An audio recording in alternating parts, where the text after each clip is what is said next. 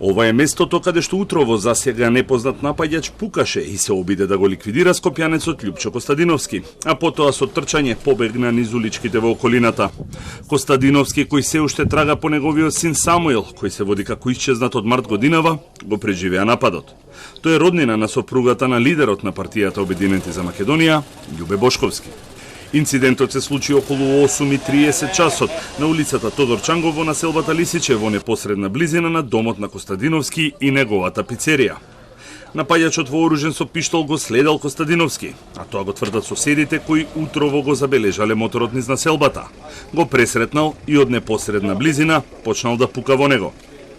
Костадиновски, ако ранет, го свртел неговиот автомобил Мерцедес во моторот и го турнал на земја. Напаѓачот пак го оставил пиштолот на улицата и побегнал. Моторот зад мене кој лежи на улицата го користел напаѓачот кој пукал во 57 годишниот Љупчо Костадиновски овде на улицата Тодор Чангов во населбата Лисиче.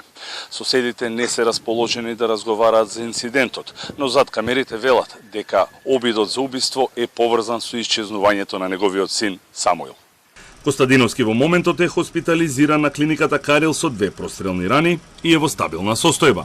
Синот е моментално стабилен, се уште во критична состојба, стабилен, сместен е на единица за интензивно лекување на Карил со 2 прострелни рани, една е во под лактицата, една е во пределна акцијална регија.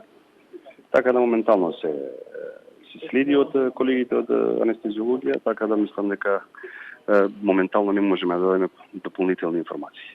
Самуил Костадиновски, внук на Љубе Бошковски, се води како исчезнат од 3 март годинава, кога беше киднапиран на улица во скопската населба Кисела вода. Неговиот татко Љупчо во неколку наврати се обрати до јавноста и нудеше парична награда за информација околу Самуил.